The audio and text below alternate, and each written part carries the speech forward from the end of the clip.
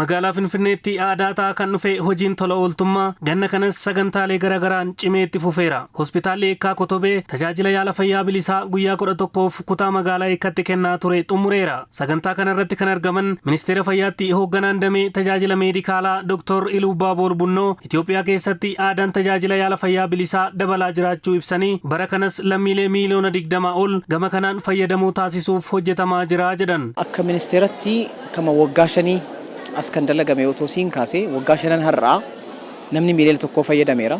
Waggaa 4 har'aa immoo nama miiliyoona 2tu fayyadame. Waggaa 3 har'aa nama miiliyoona 5tu fayyadameera. Bareen gaddaa immoo nama miiliyoona 14.5 oltu fayyadame. Baranaa immoo kan yaadne kan karoorfanne tokkoffaa namoota miiliyoona 20 ol akka carraa kana argatan. Lammaffaa immoo warra baqaqsanii yaaluu isaan barbaachisu rakkoo akkasii qaban namoota 20 ol carraa kan akka argatan. DBS ammoo medical equipmentiin adda addaa kan hospitaala keessatti kan buufata fayyaa keessatti balaan hojiidhaan ala taa'ee jira isaan hojiitti seensisu. Hojii gaggeessan hospitaala Eekkaa Kotobee Dr. Magarsaa Alamuu gama isaaniitiin tajaajila yaala fayyaa bilisaa kutaa magaalichaatti kennaa turaniin lammiileen 100,000 fi 48 ol fayyadamoo ta'uu dubbataniiru. Guyyoota 11 darbaniif kutaa bulchiinsa Eekkaa tajaajila kennaa turre. Tajaajila kennaa turre kana keessatti hanga kaleessaatti kan kaleessaaf kanarraa otoo hin dabalatiin tajaajila almost 148 ol tajaajila kennineerra.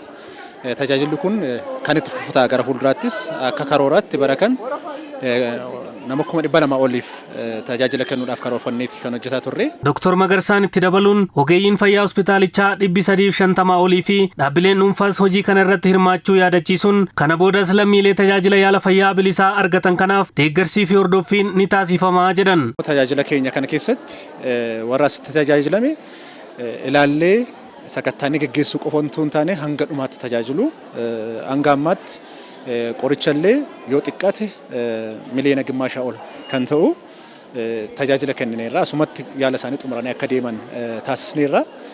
Rakkoo ijaa irratti immoo warra itti fufinsaan baqaqsanii yaaluu kan barbaachisu fakkeenyaaf warra ija isaanii mooraan haguuge isaan akkasiis tajaajila kennuudhaaf gara hospitaalaatti ergine isaaniif immoo sagantaa baasnee kan irratti hojjennu ta'a jechuudha. Ogeeyyiin fayyaa yaala bilisaa kana kennaa turanis lammiilee galii gadaanaa qaban meeshaalee teekinooloojii ammayyaan deeggaramuun tajaajila kennaa turuu ibsaniiru. Uummata keenya baay'ee kiisii isaaniitti kaffalanii yaalamuun itti ulfaatu baay'ee bira gahuudhaaf hospitaala dhaquu gaafa yaadan kiisii isaanii yaadu.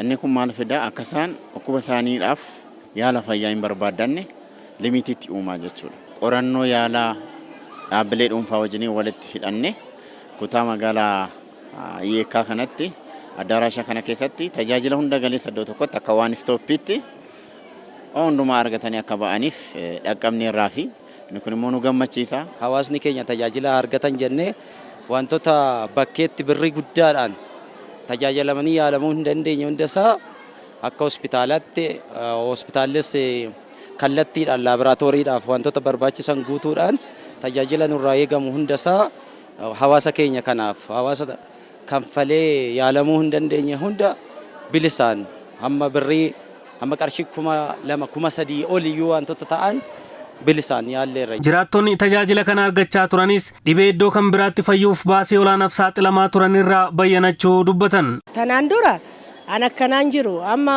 gara biraa waggaa deemne wacii baay'ee baafna. Ani amma ofii kiyya damoozan qabu. Arra ija kiyya naa laallanii biraatis immoo iyyuu tamaramare naan jedhanii bexaami xuruudha. Iji na dhukkubaayyuu tureeyyuu nacisa isa kana qoricha natsaa sitti argadhee kiminaa kana fudhadhee amma ija san yaalameetoo iji koo fayyaanaa ta'e. Xumura irrattis hospitaalli Eekkaa Kotobee qaamolee milkaa'ina sagantaa kanaaf tumsa taasisan hunda galateeffateera.